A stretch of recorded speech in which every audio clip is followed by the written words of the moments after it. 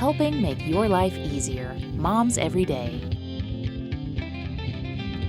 Welcome to Moms Every Day. I'm your host, Jen Lennon. Today I'm joined by Levi Heidrich of Heidrich Colorado Tree Farm and Nursery. Hi, Levi. Hello, Jen. How are you today? I am great, and it's so nice to be out here. We're at your place. I know. Welcome. Thanks for coming out and seeing me. It's great. Now, we are in the heat of the summer. We're heading in, right? Yep, the dog days of summer are upon us.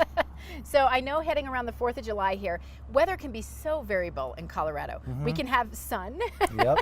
or we can have rain. So what do we need to know about dealing with water when it comes to Colorado weather? Well, so with the weather, you've got to understand humidity, heat, rain or lack of rain really determines when we water. Okay. When you're watering your trees or plants, the first thing you need to do is figure out what kind of soil do you have. Do you have a sandy soil or do you have a clay soil?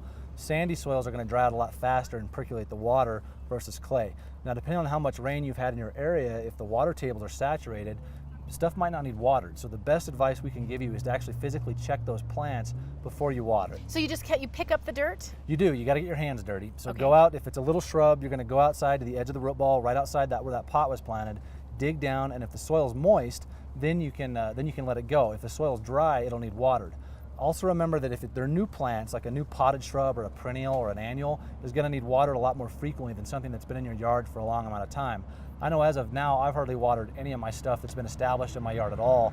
Right, things have been very different this year. They are. We're above average in the moisture department. All the rain's really helped, but a lot of folks haven't had to water.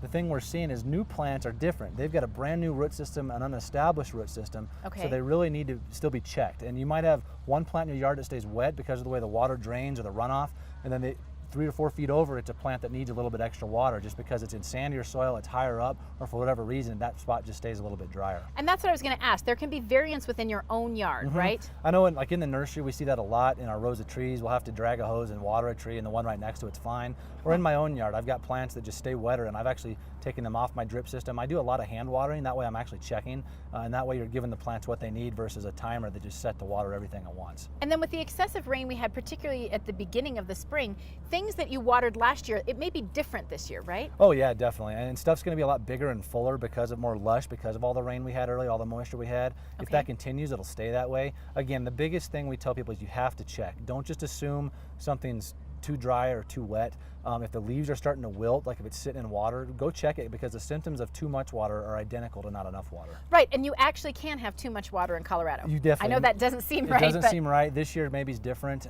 but definitely check. We see more plants die from overwatering than underwatering.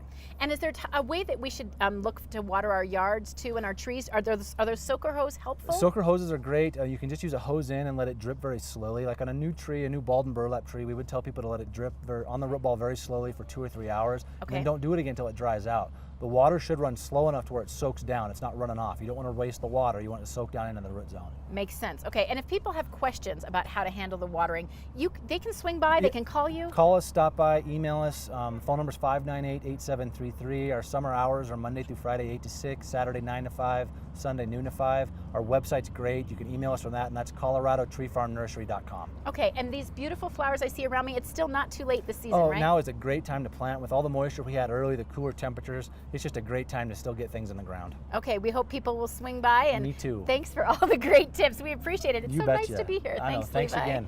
Thanks for joining me today and every day. I'm your host, Jen Lennon, for Moms Every Day.